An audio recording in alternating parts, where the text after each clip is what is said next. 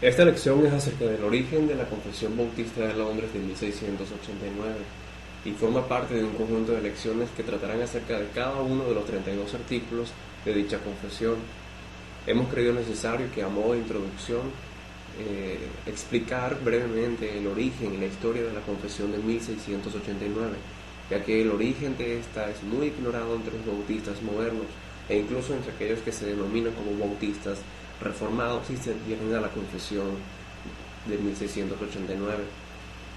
Para este estudio me he basado principalmente en los trabajos del pastor e historiador bautista James Renihan de los Estados Unidos, quien es un experto en historia bautista, específicamente la historia de los bautistas particulares del siglo XVII, quienes fueron los firmantes, los editores y elaboradores de la Confesión de 1689.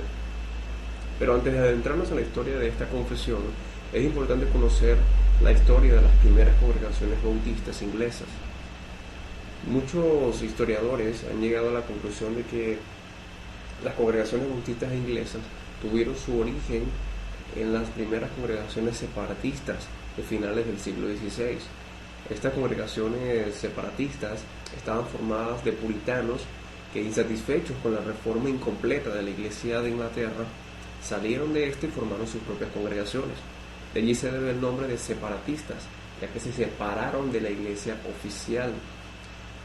De este éxodo masivo de puritanos surgieron las iglesias presbiterianas, congregacionalistas, bautistas y muchas otras más.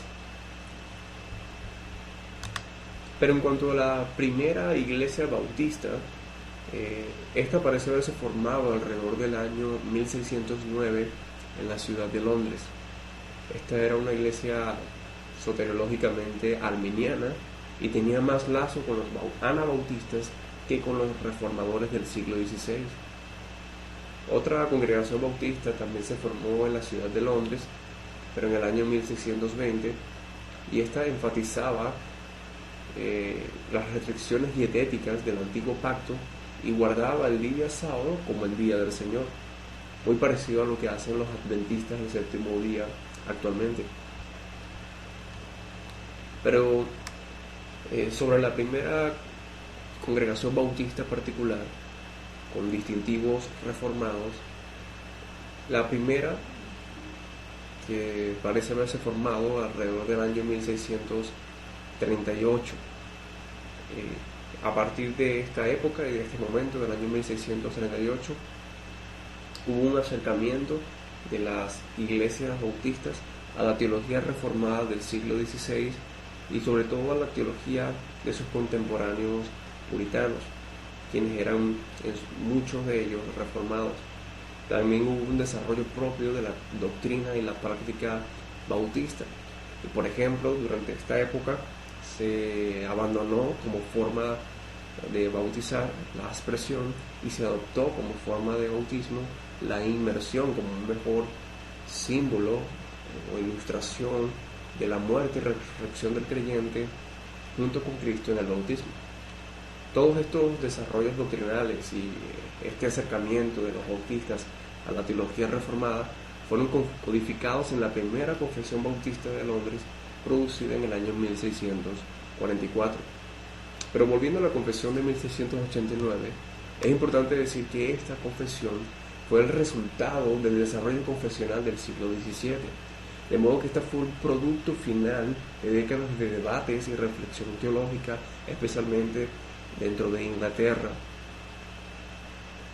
Así que es importante conocer en primer lugar el trasfondo teológico e histórico de esta confesión. Así que analizaré algunas de las confesiones anteriores a la de 1689 que sirvieron como base e inspiración para esta. En primer lugar tenemos la primera confesión bautista de Londres de 1644, la cual ya mencioné anteriormente. Esta confesión fue suscrita por 7 congregaciones bautistas particulares en el área de Londres y se convirtió posteriormente en la declaración de fe de muchas otras congregaciones bautistas.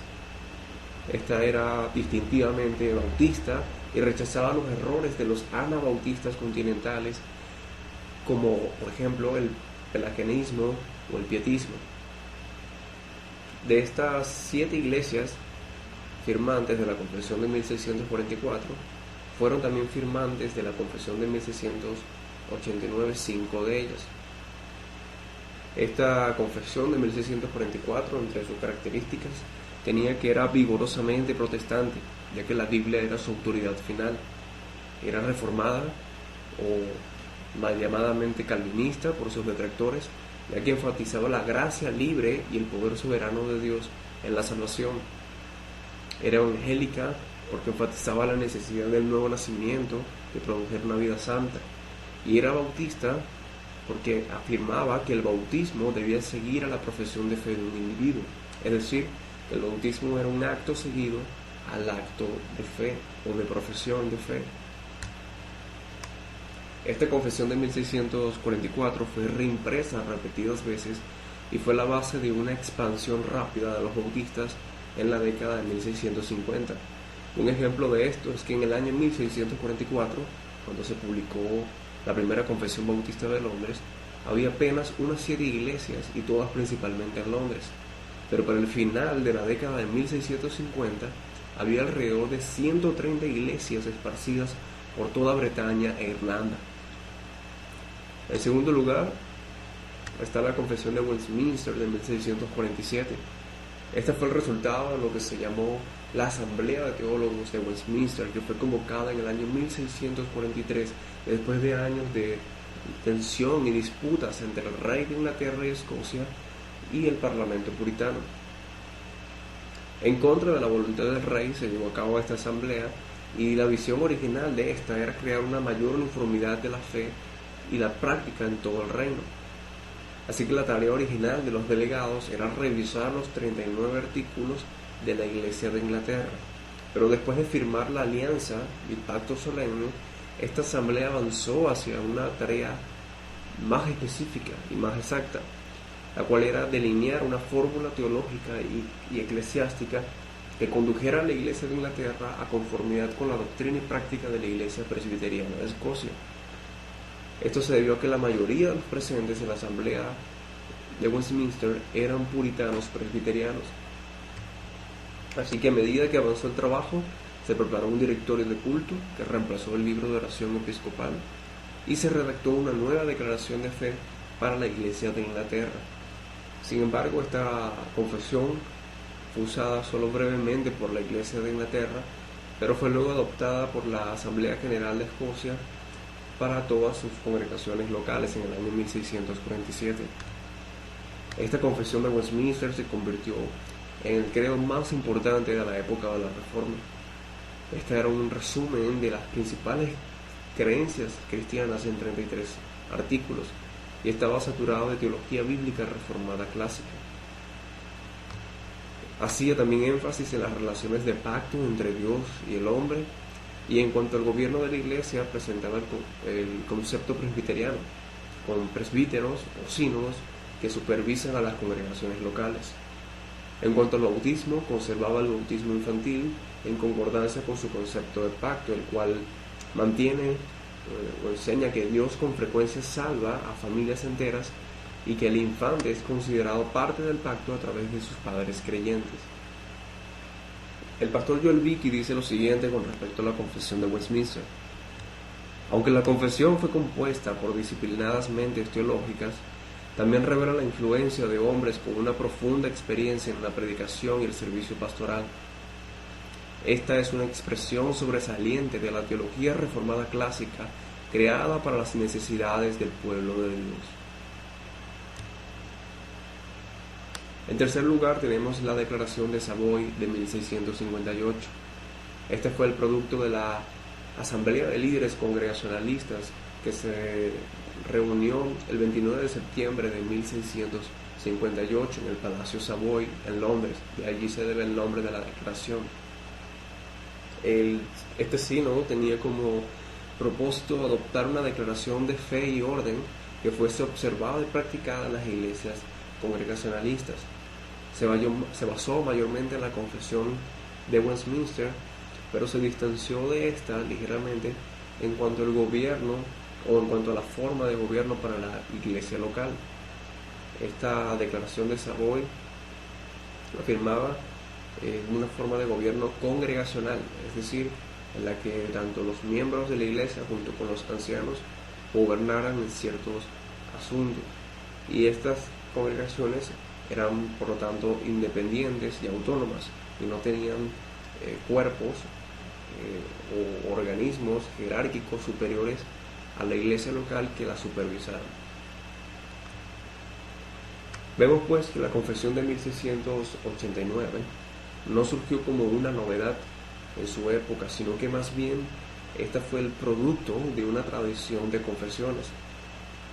Una lectura superficial es suficiente para demostrar que en buena parte la confesión de 1689 está basada en documentos puritanos y en especial en la confesión de Westminster de 1647.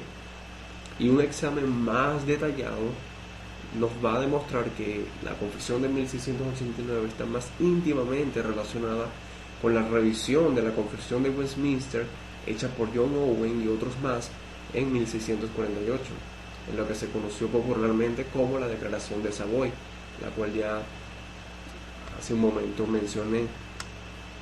En casi todos los casos, los editores de la confesión de 1689 siguieron las revisiones de los editores de la Declaración de Savoy, especialmente cuando diferían con la confesión de Westminster.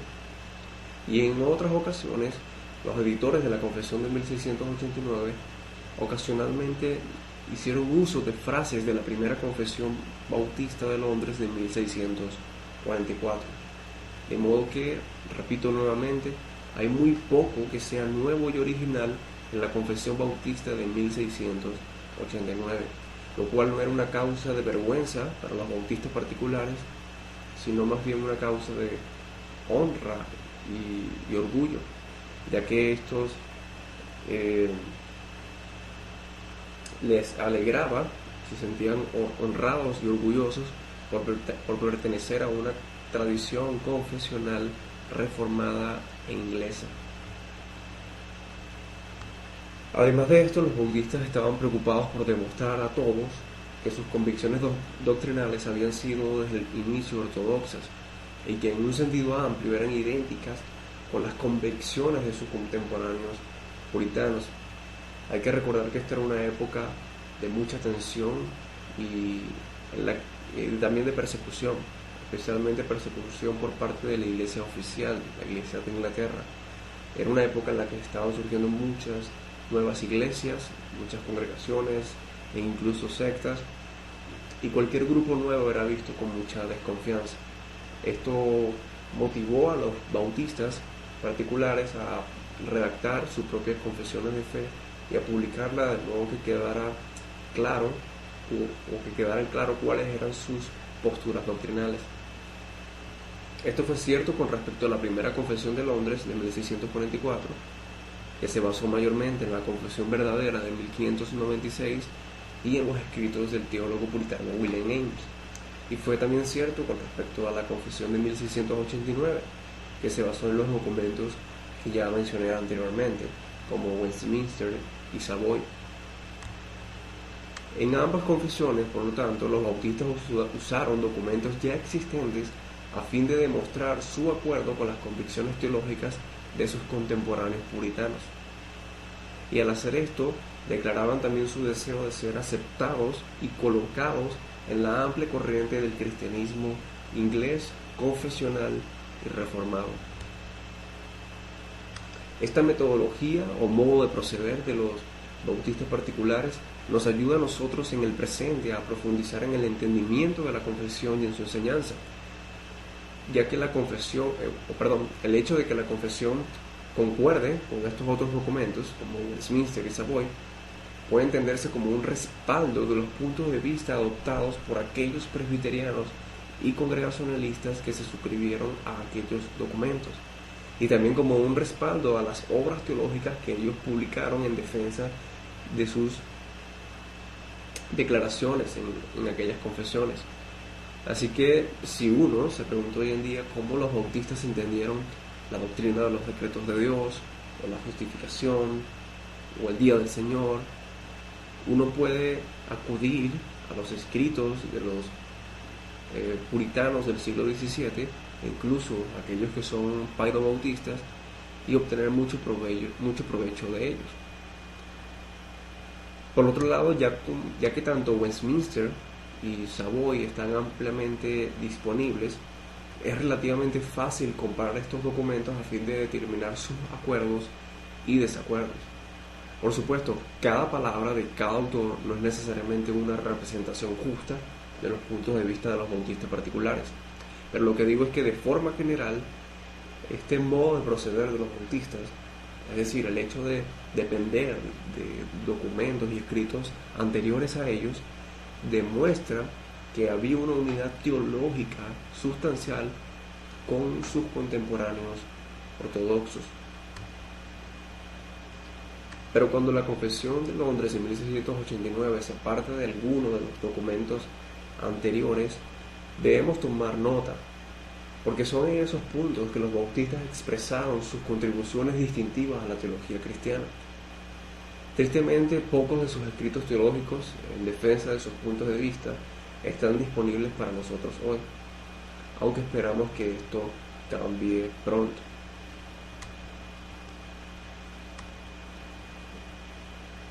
Ahora, acercándonos un poco más a la época en la que fue publicada la Confesión de Londres de 1689, primero hay que decir que basado en la información disponible es difícil determinar con precisión los orígenes de la Confesión Bautista de Londres de 1689. Sin embargo, hay algunas indicaciones o pistas que nos ayudarán a alumbrar el camino. La primera pista es que la primera referencia conocida en la historia de la Confesión de 1689 se encontró en un manuscrito de la iglesia de Petty France en Londres. Esta fue una nota escrita el 26 de agosto de 1677 y dice lo siguiente: fue de común acuerdo que una confesión de fe, después de haber sido leída y considerada por los hermanos, fuese publicada. El historiador Joseph Evenmay, un historiador bautista de principios del siglo XIX, tomó esto como una evidencia de que la confesión tuvo su origen en la iglesia de Petty France, lo cual, de acuerdo a otros historiadores, es muy probable que sea cierto. La segunda pista o evidencia es que la iglesia de Petty France fue una de las 7 congregaciones bautistas particulares que se suscribieron a la Confesión Bautista de 1644 y también obviamente se suscribió a la Confesión de 1689. Y una tercera pista es que 2 hombres de gran importancia para la historia bautista, Nehemiah Cox y William Collins, fueron partes de esta congregación, y no solo fueron miembros de esta, sino que también fueron pastores de la misma, y fueron casualmente ordenados el mismo día, en el año 1675.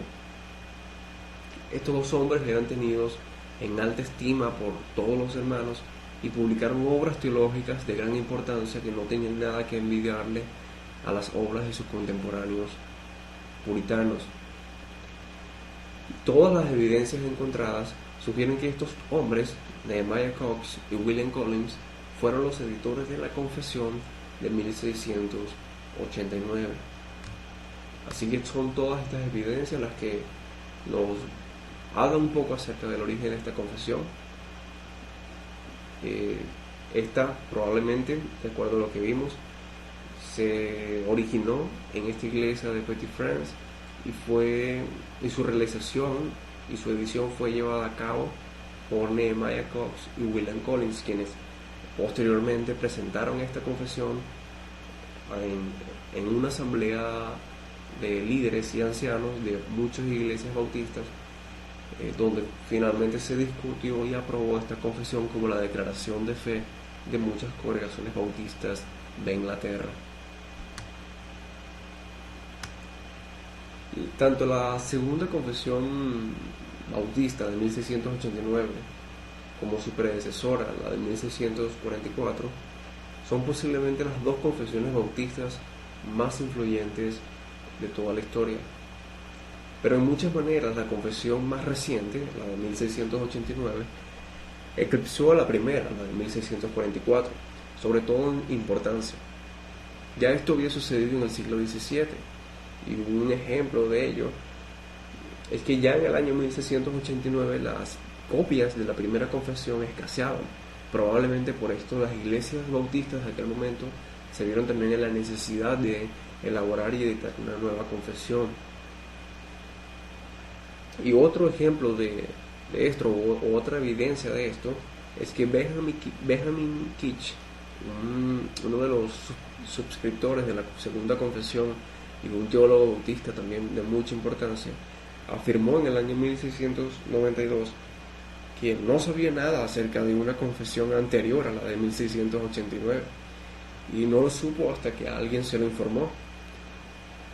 De modo que fue la confesión de 1689 la que se convirtió en el estándar de la ortodoxia bautista tanto en Inglaterra como en Norteamérica, con la llegada de los bautistas particulares al Nuevo Mundo.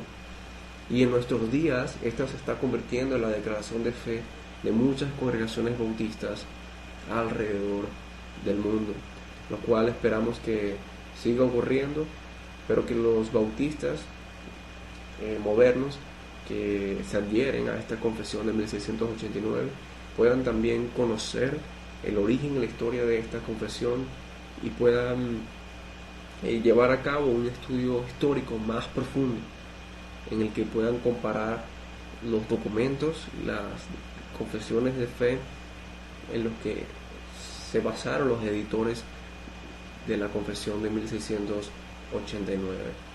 Esto ayudará a tener un entendimiento más profundo de la Confesión Bautista de Londres de 1689, y a no simplemente quedarnos con los artículos y las declaraciones que tenemos allí, pero sin un contexto. Es siempre necesario tener un contexto para poder interpretar correctamente el texto, y en este caso sería el texto de la Confesión de 1689. Así que animo a todos los que oyen este audio que investiguen y estudien un poco más la Confesión de 1689, ya que esta principalmente tiene raíces bíblicas, como se demostrará en las próximas lecciones, pero también tiene raíces históricas, y esto no es de menor importancia, ni es algo que debamos poner a un lado, porque el hecho de que tenga raíces históricas nos demuestra que no es una innovación ni una novedad en la historia de la iglesia, que es lo que suelen hacer las sectas y las iglesias.